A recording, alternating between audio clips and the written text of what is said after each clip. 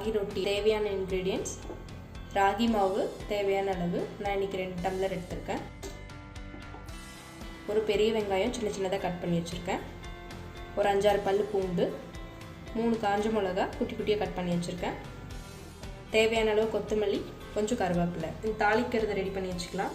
அதுக்கு ஒரு கடாய் வச்சுருக்கேன். தேவையான அளவு எண்ணெய் ஊற்றிக்கலாம். எண்ணெய் சூடானதும் கட் பண்ணி வச்சுருந்த ஆனியன் சேர்த்திக்கிறேன்.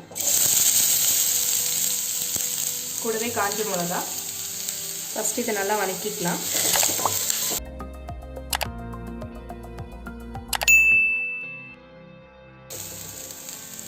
இப்போ பாருங்கள், ஆனியன் லைட்டாக டிரான்ஸ்பரண்ட் ஆயிடுச்சுங்களா. ரொம்ப கலர் மாற வேண்டாம், ஏன்னா நம்ம ரொட்டி தட்டும்போது அதுலேயும் வேகும்ல. ஸோ இது சரியாக இருக்கும். இந்த டைமில் சாப் பண்ணி வச்சுருந்த கருவேப்பிலை, கொத்தமல்லி ஆட் பண்ணி இறக்கிடலாம்.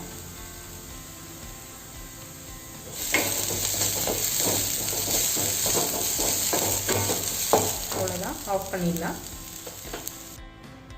இப்போ ராகி மாவில் இந்த மாவுக்கு தேவையான சால்ட் ஆட் பண்ணிக்கலாம். இதில் தேவையான தண்ணி, அந்த உப்பு கரையிறதுக்கு மட்டும் ஊற்றிக்கலாம். அதுக்கப்புறம் பிசைய தண்ணி வேணும்னா சேர்த்துக்கலாம். அவ்வளோதான். இப்போ மாவு பிசைய ஆரம்பிச்சிடலாம்.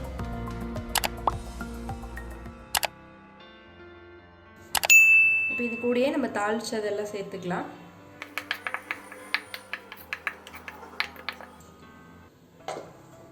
நம்ம எடுத்து வச்சுருந்த பூண்டை தட்டி வச்சுருக்கேன், அதையும் இதில் ஆட் பண்ணிக்கலாம்.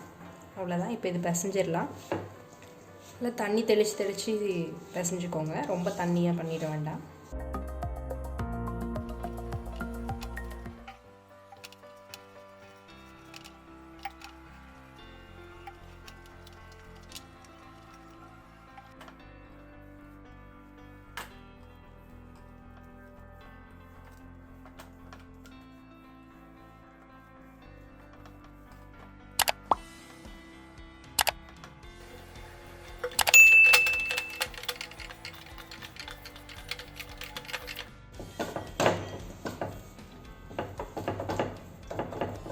அவ்வளோதான்.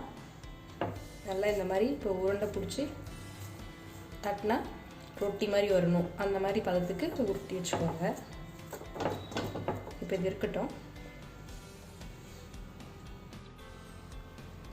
இப்போ ரொட்டி தட்டுறதுக்கு நான் ஒரு பிளாஸ்டிக் பேப்பர் வச்சுருக்கேன். நீங்கள் வீட்டில் இட்லி துணி இந்த மாதிரி இருந்தாலும் பிளேட்டை திருப்பி வச்சுக்கோங்க. திருப்பி இட்லி துணியை நினச்சி இது மாதிரி போட்டுக்கோங்க. அது மேலே தட்டினீங்கன்னா நல்லா வரும். இன்றைக்கி நான் இட்லி துணி போடல, அதனால் இந்த பேப்பரில் லைட்டாக ஆயில் க்ரீஸ் பண்ணிட்டு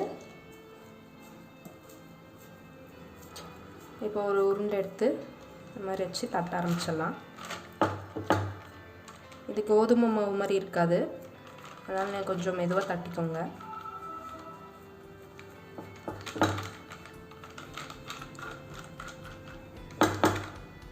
உங்களுக்கு ரொட்டி சைஸ் தகுந்த மாதிரி நீங்கள் அதை இது பண்ணிக்கலாம்.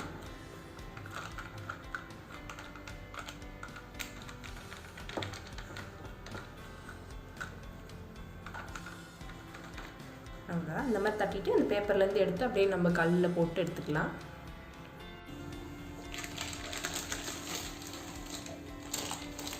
இப்போ இந்த ரொட்டி இதில் போட்டுடலாம்.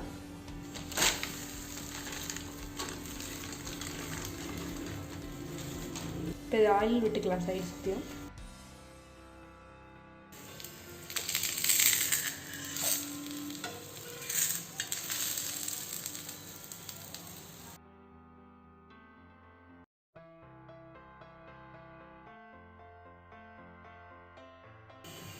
இந்த ராகி ரொட்டி பார்த்திங்கன்னா ரொம்ப ஹெல்த்தியான டிஷ். ஆக்சுவலி பண்ணுறது ரொம்ப ஈஸி.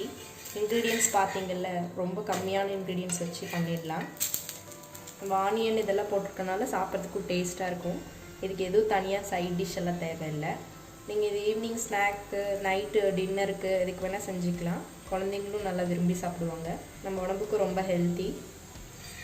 அவ்வளோதான். இப்போ 2 சைடு நல்லா வெந்துருச்சு.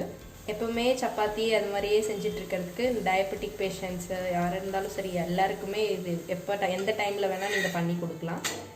இது கொஞ்சம் டிஃப்ரெண்ட்டான டேஸ்ட்டில் நல்லாயிருக்கும். நீங்களும் இந்த ரொட்டியை ட்ரை பண்ணி பாருங்கள். ட்ரை பண்ணி பார்த்துட்டு எனக்கு கமெண்ட்டில் சொல்லுங்கள். தேங்க்யூ. வீடியோ யூஸ்ஃபுல்லாக இருக்கும் நம்புகிறேன். தொடர்ந்து நம்ம சேனலை சப்போர்ட் பண்ணுங்கள். உங்கள் டவுட்ஸை கமெண்ட்டில் கேளுங்க. டுட்டூஸ் கிச்சனை லைக் பண்ணுங்கள், ஃப்ரெண்ட்ஸ் அண்ட் ஃபேமிலிக்கு ஷேர் பண்ணுங்கள், அப்படியே சப்ஸ்கிரைப் பண்ணிக்கோங்க.